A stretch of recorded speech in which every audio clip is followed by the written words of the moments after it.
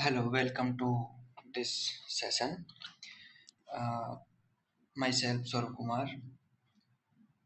इस छोटे से सेशन में हम एक टॉपिक पर डिस्कस कर लेते हैं कि आखिर जो हम करंट अफेयर्स पढ़ते हैं प्री के लिए जो हम करंट अफेयर्स पढ़ते हैं उसका चुनाव कैसे करें कि हम डेली पढ़ें, हम मंथली पढ़ें या फिर हम ईयरली पढ़ें।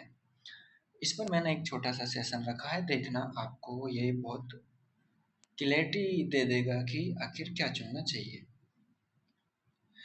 अ, देखो, पहले हम देखते हैं कि हमारे पास कितने विकल्प हैं।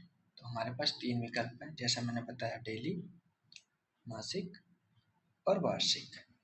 तीनों पर अलग-अलग बात करते हैं और फिर मैं क्या चुनता हूँ और आपको क्या चुनना चाहिए उस पर बात करते हैं। देखो, डेली वाले पर बात करते हैं पहले। डेली वाले के पॉजिटिव्स क्या हैं कि यदि आप करंट अफेयर्स डेली करते हैं ना, तो देखो, एक तो तनाव से मुक्ति यानी झंझट ही खत्म आपका। आप डेली कर रहे हैं और ना आपको मंथली करनी है, फिर ना ही आपको वार्षिकी के चक्कर में रहना है कि पेपर आएगा तो पिछले एक साल की कोई मैगजीन उठाकर उससे करंट अफेयर्स हम कर लेंगे। और ये बहुत ही कॉम्प्रिहेंसिव होती है, यानी कि जो भी ये डेली कराते हैं ना करंट अफेयर्स, ये काफ़ी क्वेश्चंस ढूंढ ढूंढ कर कराते हैं, तो काफ़ी ज़्यादा कॉम्प्रिहेंसिव तरीके से आपकी करंट अफेयर्स कवर हो जाती है। तो क्या इसका कोई नेगेटिव भी है? हाँ, नेगेटिव भी है, एक नहीं काफ़ी है। कि इसके नेगेटिव पर बात करें तो देखो, एक तो रोज़ की टेंशन कि करंट अफेयर्स करनी है प्लस उसको लिखनी है, क्योंकि इतने पीडीएफ यदि इकट्ठे भी किए जाए ना तो पीडीएफ तो बहुत हो जाएंगे। तो एक तो दिक्कत ये कि रोज़ ये कंटिन्यू नहीं हो पाती, कभी बाहर चले गए, कभी मन नहीं है, या कभी टीचर ने क्लास नहीं ली, इस तरीके से काफ़ी लीव हो जाती हैं। दूसरा कि टॉपिक वाइज नहीं होती। टॉपिक वाइज कैसे कि पॉलिटी की न्यूज़ अलग हो जाए, नेशनल लेवल न्यूज़ अलग हो जाए, इंटरनेशनल लेवल न्यूज़ अलग से, और स्पोर्ट्स की न्यूज़ अलग से कैटेगराइज हो, तो इस तरीके से कैटेगराइज नहीं होती। तो ये प्रॉब्लम क्रिएट कर देता है रिवीजन में। ये चीज़ प्रॉब्लम क्रिएट कर देती है आपको रिवीजन करने में, क्योंकि जब आप लास्ट टाइम पर आते हैं ना, तो चूँकि ये ज़रूरी हो जाता है लास्ट टाइम पर कि हम कुछ चीज़ों को ज़्यादा रिवाइज करें और कुछ को कम रिवाइज करें। तो उस वक्त जो ये क्लासिफिकेशन होता है ना, ये वाला स्पोर्ट्स का, नेशनल का, इंटरनेशनल का, उस वक्त ये बहुत ज़्यादा फ़ायदा देता है। और ये जो कि व्यापक बहुत ज़्यादा होता है, कॉम्प्रिहेंसिव होता है, तो एकदम बर्डन हो जाता है कि पर डे के हिसाब से करो। इतना ज़्यादा इकट्ठा हो जाता है कि ये मतलब दिमाग खराब कर देता है।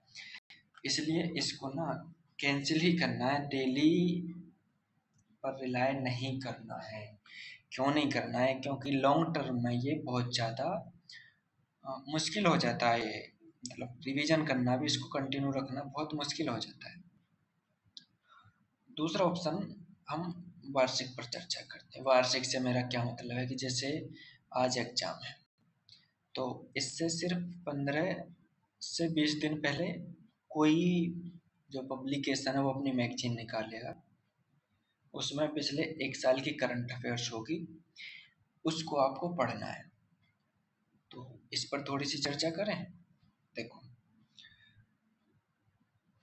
अ, इसमें प्रॉब्लम ये है कि देखो, एक तो ये बिल्कुल अंत में आती है। चूँकि अंत में आ रही है तो टाइम नहीं बचता हमारे पास। कब तो इसको पढ़ लें, कब इसको रिवाइज कर लें, और एंजाइटी ये इतनी ज़्यादा क्रिएट कर देती है, इतनी ज़्यादा क्रिएट कर देती है कि समझ नहीं आता कि क्या करें। तो मेरे हिसाब से ये सबसे बेकार तरीका है। आपको इस पे तो रिलाय करना ही नहीं है। मजबूरी है, अलग बात है। आप मंथली नहीं कर पाए किसी वजह से, आ, मान लो कि कोई ये इस तरीके की सिचुएशन में आप फंस गए कि आप मंथली नहीं कर पाए हैं और आपके पास वक्त भी नहीं है, तो एक इमरजेंसी सिचुएशन में तो आप इसे इस्तेमाल कर सकते हैं। बट अगर आप फुल प्रूफ प्लानिंग के साथ चल रहे हैं कि आपको एग्ज़ाम निकालना ही है, तो आपको इसे बिल्कुल भी प्रेफर नहीं करना है। और वैसे भी इसमें कंटेंट बहुत कम होता है, क्योंकि देखो साल भर की करंट अफेयर्स होती है ना, 12 महीने की।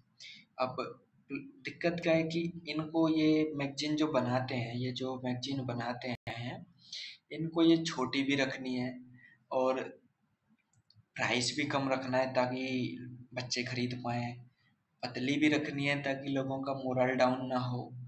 अब इन सब के चक्कर में बहुत सारी न्यूज़ छूट जाती हैं, कवर नहीं कर पाते। तो ये ना एकदम बेकार तरीका, इस पे भी नहीं जाना है जब तक कि एकदम इमरजेंसी सिचुएशन ना हो।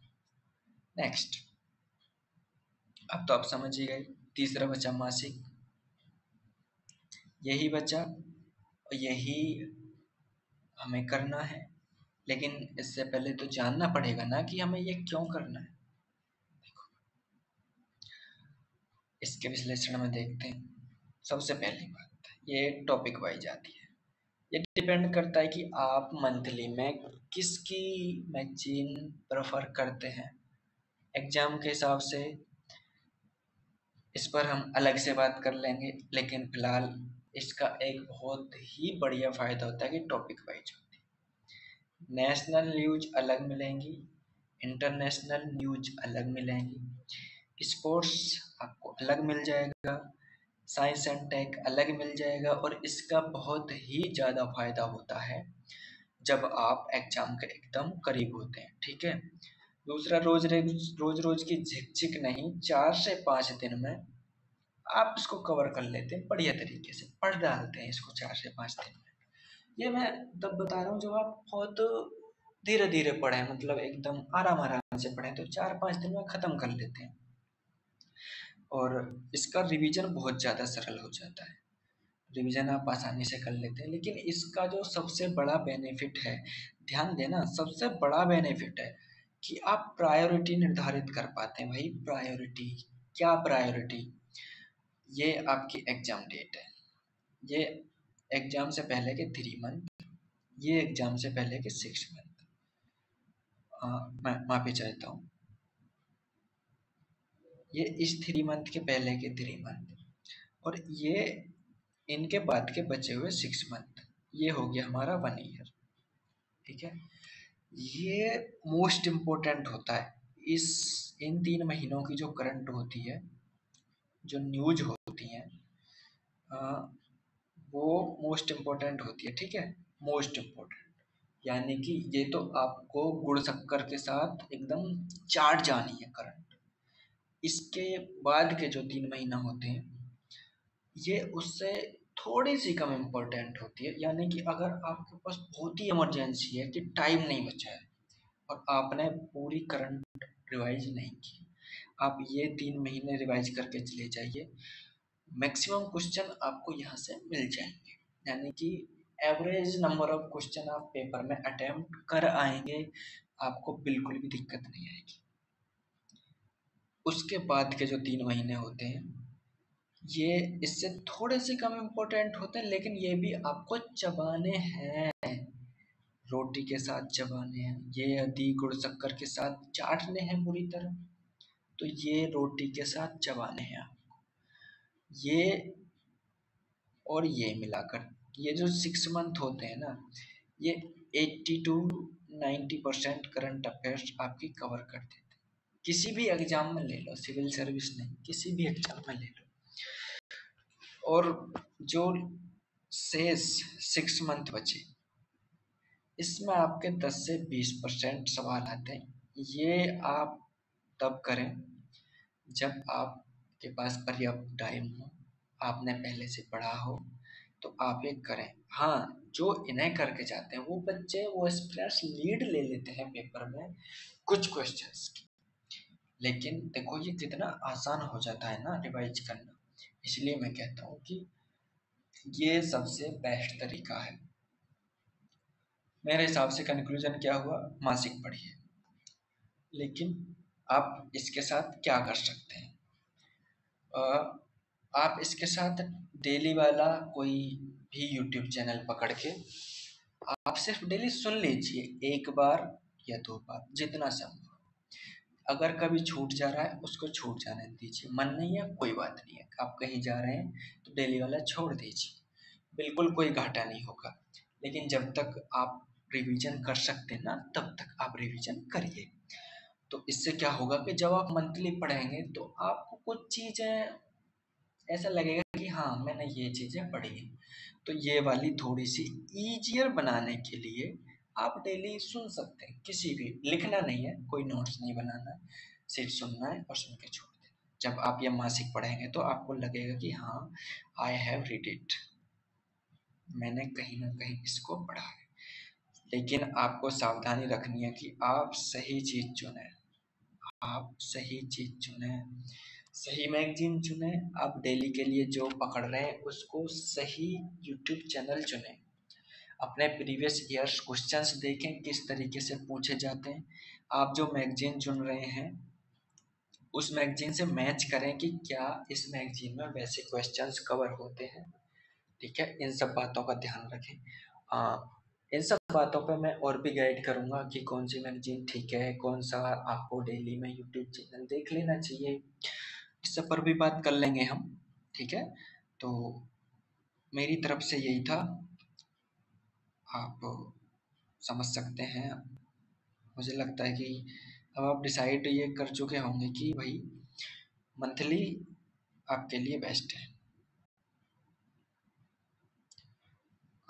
मुझे लगता है कि आपको काफ़ी क्लियरिटी मिली होगी। तो इस सेशन में इतना ही। Thank you.